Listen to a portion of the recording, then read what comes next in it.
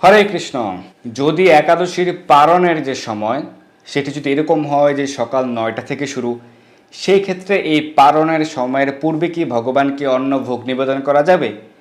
এই প্রশ্নটি আমরা পেয়েছি। এই আমলকি একাদশীর পারণের সময়টি যেহেতু ভারতে বাংলাদেশে একটু বিলম্বিত সময়, সকাল 9টা থেকে শুরু ভারতের ক্ষেত্রে পারণের সময়, এবং বাংলাদেশে যারা অবস্থান করছেন সেক্ষেত্রে 9:30 থেকে শুরু।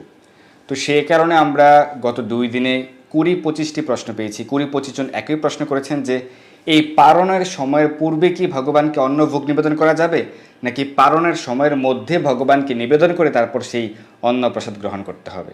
তো সেই বিষয়ে আজকে আমরা আলোচনা করব। এই বিষয়টি সম্পর্কে যারা প্রবীণ ভক্ত তারা সকলে অবগত, কিন্তু যারা নতুন একাদশী ব্রত পালন করছেন বা কীভাবে পালন করতে হয় সেই বিষয়টি সঠিকভাবে জানেন না, তো তাদের উদ্দেশ্যে আজকে আমাদের আলোচনা।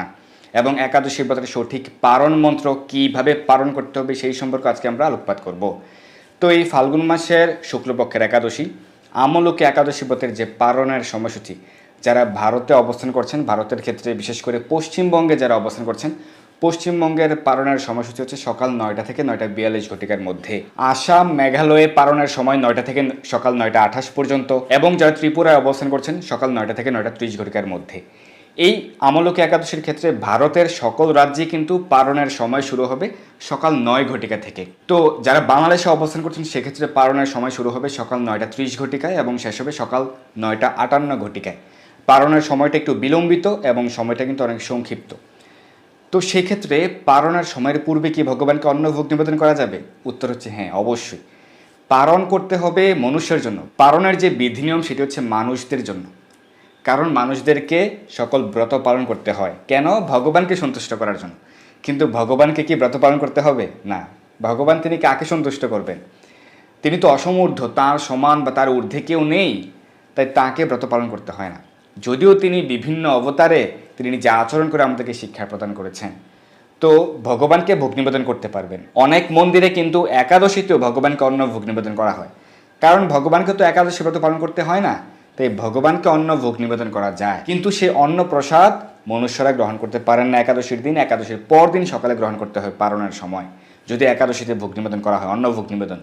কিন্তু বাড়িতে যদি আপনারা একাদশীতে অন্ন রুটি প্রভৃতি ভোগ নিবেদন করেন, তাহলে যদি সেই প্রসাদ সঠিকভাবে সংরক্ষণ না করা হয়, তাহলে তো প্রসাদ নষ্ট হয়ে গেলে আবার অপরাধ হবে। তো সেই কারণে আমাদের আচার্যবর্গগণ সিদ্ধান্ত প্রদান করেছেন, যারা বাড়িতে ভগবানের সেবা পূজা করছেন, নিত্য সেবা পূজা, সেক্ষেত্রে একাদশীর দিন আপনারা ভগবানকেও ফলমূল, দুধ, কাজু বাদাম, কাঠবাদাম, সবজি বা সাবুদানার পায়েস, আলুর পায়েস প্রভৃতি অনুকল্প যেগুলি আমরা একাদশীতে গ্রহণ করি, যা একাদশীতে গ্রহণ করা যায়, সেগুলি আপনি ভগবানকে ভোগ নিবেদন করবেন এবং সে তৎপ্রসাদ আপনি একাদশীতে গ্রহণ করে ব্রত পালন করতে পারেন, ফলমূল, সবজি প্রভৃতি। এবং একাদশীর দিন আপনি ভগবানকে অষ্টকালীন যে সেবা পূজা, ভোগ নিবেদন যথারীতি চালিয়ে যাবেন, কোনো সমস্যা নেই। একাদশীর পর দিন যেদিন আপনি পালন করবেন, পালনের দিনও কিন্তু সকালে মঙ্গল আরতি হয়ে থাকে। আপনি ভোর 4টা বা 4:30 পূর্বে সজা ত্যাগ করে প্রাতঃস্নান করে ভগবানের মঙ্গল আরতি করবেন। তো মঙ্গল আরতি করার ক্ষেত্রে মঙ্গল আরতির পূর্বে কিন্তু ভগবানকে ভোগ নিবেদন করতে হয়। সেই ক্ষেত্রে ভগবানকে মিষ্ট দ্রব্য দিয়ে ভোগ নিবেদন করতে হয়, দুগ্ধজাত মিষ্ট দ্রব্য। সেটি ক্ষীর হতে পারে বা পায়েস হতে পারে, পিঠে হতে পারে, যে কোনো দুধের তৈরি মিষ্ট দ্রব্য ভগবান খুব পছন্দ করেন। সেটি মিষ্টি সন্দেশ হতে পারে। তো মঙ্গল আরতির পূর্বে এভাবে ভোগ নিবেদন করে ভগবানকে জাগরণ করে ভোগ নিবেদন করে তারপর আমরা মঙ্গল আরতি করি। এরপর ভগবানের যে অর্চন শৃঙ্গার কার্যের পরে দর্শনার্থী হয়ে থাকে, এর পূর্বে কিন্তু ভগবানকে বিশেষ ভোগ নিবেদন করা হয়। আপনারা চাইলে যখন কোনো ক্ষেত্রে এরকমটি হয় যে একাদশীর পর দিন পালনের সময়টি হচ্ছে সকাল 6 থেকে সকাল 7টার মধ্যে, আপনারা দেখবেন যে ডিসেম্বর যখন মুখ্য একাদশী থাকে তখন পালনের সময়টি কিন্তু খুব তাড়াতাড়ি থাকে, খুব সকালে, সকাল 6:30 মধ্যেই শেষ হয়ে যায় বা সকাল 7 মধ্যে। সেই সময়ের ক্ষেত্রে আপনারা সকালেই ভগবানকে অন্ন ভোগ নিবেদন করে ফেলতে পারবেন। আপনারা খুব ভোরে উঠে স্নান করে ভগবানের জন্য সবজি অন্ন বা সেদ্ধ অন্ন, আলু সেদ্ধ বা অন্য কোনো সেদ্ধ অন্ন রন্ধন করে ভগবানকে খুব দ্রুত ভোগ নিবেদন করে ফেলতে পারেন। যেহেতু পালনের সময়টা শেষ হয়ে যাবে সেই একাদশীগুলির ক্ষেত্রে, ধরুন সকাল 6:30 শেষ হবে, তাহলে আপনি ভোর 5টা বা 5:30টার মধ্যেই রান্না করে ভগবানকে অন্ন ভোগ নিবেদন করে ফেলতে পারবেন। এরপর আপনি ভগবান অর্চনা আদি করবেন, সেই ক্ষেত্রে সেটি প্রযোজ্য।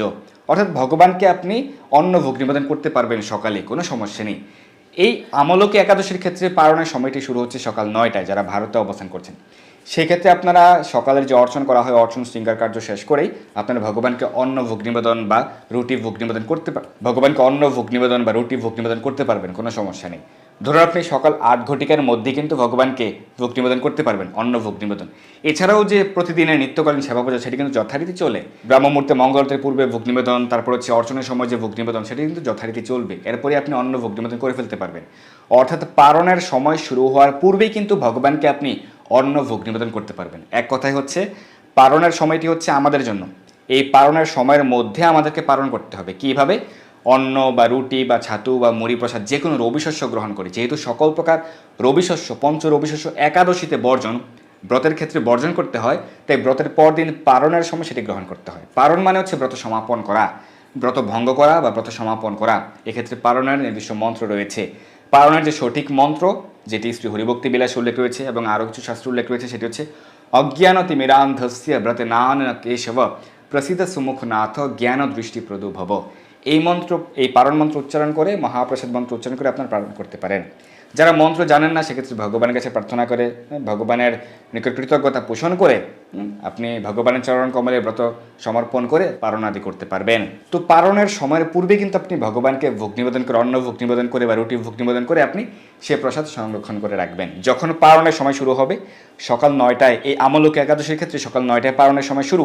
যারা ভারতে অবস্থান করছেন সেক্ষেত্রে সকাল 9টা থেকে পারণের সময়টা যত সময় শেষ হবে এই সময়ের মধ্যে, ধরুন আপনি পশ্চিমবাংলায় অবস্থান করছেন সেক্ষেত্রে সকাল 9টা থেকে 9টা 42, তো আপনি 9টায় 1 ঘটিকায় পালন করতে পারবেন, অন্নপ্রসাদ গ্রহণ করতে পারবেন সকাল 9টা 1 বা 9টা 2 বা 9টা 10, 20, 30, 9টা 42 পূর্বে। অর্থাৎ এই পালনের সময়টা দেওয়া হয়েছে আমাদের জন্য, সকল মনুষ্যদের জন্য। এই সময়ের মধ্যে, এই পালনের সময়ের মধ্যে আপনি ব্রতটা ভঙ্গ করবেন, ব্রত সমাপন করবেন অন্ন প্রসাদ বা রুটি প্রসাদ বা ছাতু বা মুড়ি প্রসাদ গ্রহণ করে। এটি হলো একটি বিষয়। আমরা জেনে গেলাম যে পালনের সময়ের পূর্বেই ভগবানকে অন্ন ভোগ নিবেদন করা যাবে। যেহেতু ভগবানকে ব্রত পালন করতে হয় না, ভগবানকে পালন করতে হয় না, পালন হচ্ছে আমাদের জন্য। পালনের সঠিক মন্ত্রকে সেটিও আমরা জেনে গেলাম এবং কীভাবে পালন করতে হবে সেটিও আমরা জেনে গেলাম। এখন আরেকটি বিষয়, এই আমলক একাদশীর ক্ষেত্রে আমরা কয়েকটি প্রশ্ন এরকম পেয়েছি। যেহেতু সকাল 9টায় পালন শুরু হবে, যারা বিদ্যার্থী বা শিক্ষার্থী রয়েছেন সেক্ষেত্রে তাদের কিন্তু স্কুলে যেতে হয় বা কলেজ বিশ্ববিদ্যালয়ে যেতে হয়। সেক্ষেত্রে অনেকে রয়েছেন যারা সকাল 8 ঘটিকায় তাদের গৃহ থেকে বিশ্ববিদ্যালয়ের উদ্দেশ্যে বা হচ্ছে স্কুল কলেজের উদ্দেশ্যে রওনা করেন। আবার অনেকে ব্যবসা বাণিজ্যে বা অনেকে অফিসে যেতে হয় খুব সকাল সকাল। সেক্ষেত্রে তারা কি করবেন? সেক্ষেত্রে সকাল 9টায় আমরা একটি প্রশ্ন পেয়েছিলাম যে তিনি তিনি শিক্ষক, তিনি সকাল 9টায় তার বিদ্যালয়ে তার ক্লাস থাকবে, তিনি শিক্ষার্থীদেরকে তিনি ক্লাস নেবেন। সেক্ষেত্রে তিনি কীভাবে পালন করবেন? অর্থাৎ যারা অফিস আদালতে চাকরি করেন বা যাদের ব্যবসা বাণিজ্য রয়েছে বা যারা শিক্ষার্থী, সেক্ষেত্রে আপনারা ধরুন সকাল 7 ঘটিকায় আপনি বের হচ্ছেন বাড়ি থেকে আপনার অফিসের উদ্দেশ্যে। আমি ধরে নিচ্ছি সকাল 7 ঘটিকায় আপনি বের হচ্ছেন। সেক্ষেত্রে আপনি ভোরে শয্যা ত্যাগ করে প্রাতঃস্নান করে আপনি রন্ধন কার্য সেরে ফেলবেন। অর্থাৎ আপনি যদি অন্ন রন্ধন করেন সেক্ষেত্রে অন্ন, সবজি বা সেদ্ধ, ডাল প্রভৃতি রন্ধন করে ফেলবেন বা রুটি সবজি রন্ধন করে ফেলবেন। তারপর আপনি ভগবানকে ভোগ নিবেদন করে ফেলবেন। ভোগ নিবেদন করে আপনার প্রসাদ কিন্তু প্রস্তুত। পারণ যা দিয়ে আপনি পালন করবেন সে প্রসাদ প্রস্তুত। কিন্তু পালনের সময় শুরু হবে সকাল 9টায়। সেক্ষেত্রে আপনি কী করবেন? আপনি যখন অফিসে যাবেন, অফিসে যাওয়ার সময় আপনি বক্সে করে, হটপটে করে বা টিফিন ক্যারিয়ারে করে, টিফিন বক্সে করে আপনি সেই প্রসাদটি নিয়ে যেতে পারেন। তাহলে আপনি অফিসে বসে বা আপনার স্কুলে বসে যদি সময় হয় 5 মিনিট সময় বের করে আপনি পালন করে নিতে পারেন। যদি আপনার ক্ষেত্রে মনে হয় না আপনি রুটি নিতে পারবেন না বা অন্ন নিতে পারবেন না, সেই সুযোগ নেই, সেক্ষেত্রে আপনি কি করতে পারেন? অনেকের বাড়ির আশেপাশে কিন্তু ইসকন মন্দির রয়েছে বা ইসকনের রেস্টুরেন্ট রয়েছে। সেক্ষেত্রে আপনার ইসকনের মন্দির বা ইসকনের রেস্টুরেন্ট থেকে বিস্কুট বা যে কোনো শুকনো প্রসাদ নিয়ে আসতে পারেন। সেই শুকনো প্রসাদ আপনি নিয়ে যেতে পারেন আপনার বিদ্যালয়ে বা হচ্ছে আপনার ইনস্টিটিউশনে, আপনার অফিসে।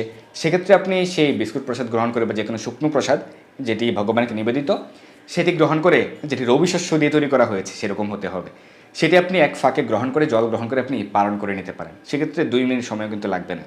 যাদের পক্ষে এটিও সম্ভব নয় যে আপনি শুকনো প্রসাদ সংগ্রহ করতে পারছেন না, আবার অন্ন রান্না করতে পারছেন না, রুটি বানাতে পারছেন না, সেক্ষেত্রে কী করবেন? যারা শিক্ষার্থী রয়েছেন, অনেকে বিভিন্ন মেসে বা অন্যান্য ছাত্রাবাসে থাকেন, সেক্ষেত্রে কী করা যেতে পারে? সেক্ষেত্রে যদি অন্য কোনো অপশন না থাকে তাহলে কি করবেন?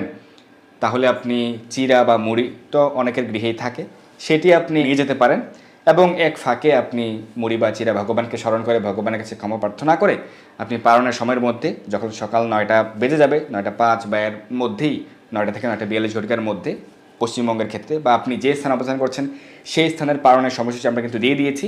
এই পালনের সময়ের মধ্যেই আপনি কয়েক দানা কিছু পরিমাণ বা এক গ্রাস মুড়ি বা চিরা গ্রহণ করে জল গ্রহণ করে নেবেন ভগবানের কাছে প্রার্থনা করে, তাহলে আপনার পালন হয়ে গেল। কিন্তু পালন বাদ দেওয়া যাবে না। আপনি একাদশী ব্রত কষ্ট করে পালন করেছেন, যদি আপনি সঠিক সময়ে পালন না করেন তাহলে কিন্তু আপনি ব্রতের ফল প্রাপ্ত হবেন না এবং এতে আপনার অপরাধ হবে। তো সেই কারণে পালনের সঠিক সময়ের মধ্যে কিন্তু পালন করতে হবে। তো আমরা আজকে অনেকগুলি বিষয় জেনে গেলাম। এখন আরেকটি বিষয় হচ্ছে, আমরা এরকম প্রশ্ন পেয়েছি, যেহেতু সকাল 9টায় পালন শুরু হবে, অনেকে রয়েছেন যারা অসুস্থ, সেক্ষেত্রে তাদেরকে ডাক্তারের নির্দেশ অনুযায়ী সকাল 7 ঘটিকায় কিন্তু খাবার গ্রহণ করতে হয়। হ্যাঁ, তাদের রুটিন অনুযায়ী কিন্তু খাবার গ্রহণের জন্য সেই চার্ট থাকে। সেক্ষেত্রে তারা কি করবেন? যদি আপনি অসুস্থ হন, পালনের সময় শুরু হবে সকাল 9টায়, সেক্ষেত্রে তো আপনি অন্ন প্রসাদ বা রুটি প্রসাদ গ্রহণ করবেন, রবি শস্য গ্রহণ করবেন।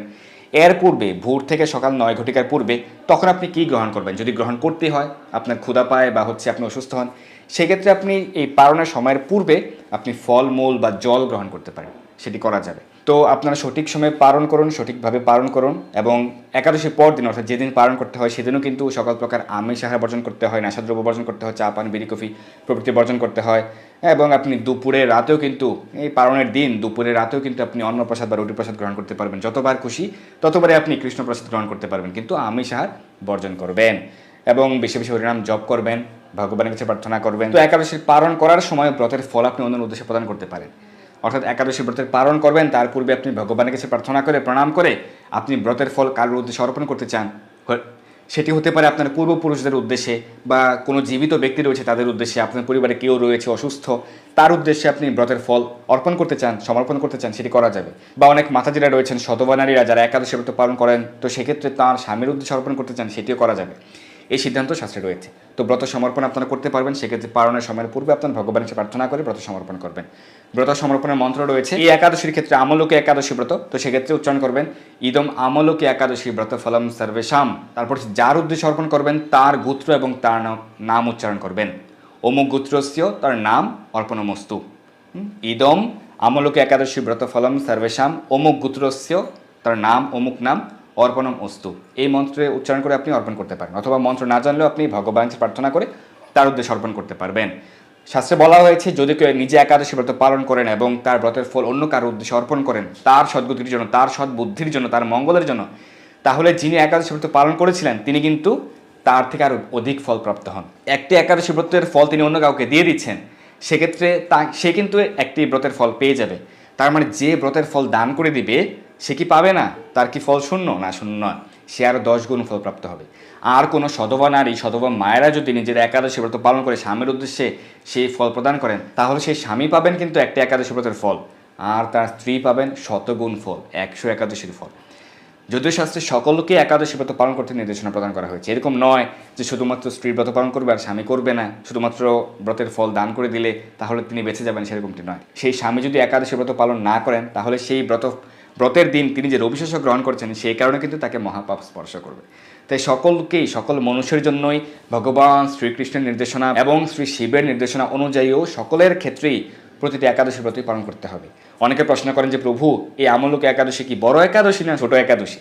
দেখুন, প্রতিটি একাদশী ব্রতই পালন করতে হবে। বড় একাদশী বা ছোট একাদশী এরকমটি কোনো শাস্ত্রে নেই। বছরের প্রতিটি একাদশী ব্রতই পালন করতে হবে ভগবানের সন্তুষ্টি বিধানের জন্য, ফল লাভের জন্য নয়, ভগবানকে সন্তুষ্ট করার জন্য। আর যেহেতু এটি ভগবত বিধি, ভগবানের নির্দেশ, তাই এই নির্দেশনা পালন করলে ভগবান সন্তুষ্ট হবেন।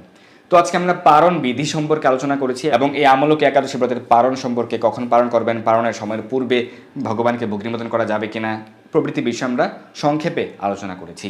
এবং সারা বিশ্বের পালনের সময়সূচি, সারা বিশ্বের 148 স্থানের পালনের সময়সূচি রয়েছে আমাদের এই চ্যানেলেই, আপনারা দেখে নেবেন।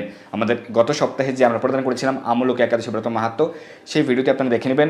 এটির শেষের দিকে, সেই ভিডিওটির শেষের দিকে সারা বিশ্বের পালনের সময়সূচি দেওয়া হয়েছে, আপনারা সেখানে দেখে নেবেন সময়সূচি এবং সঠিক সময়ে পালন করবেন। ধন্যবাদ সবাইকে। হরে কৃষ্ণ।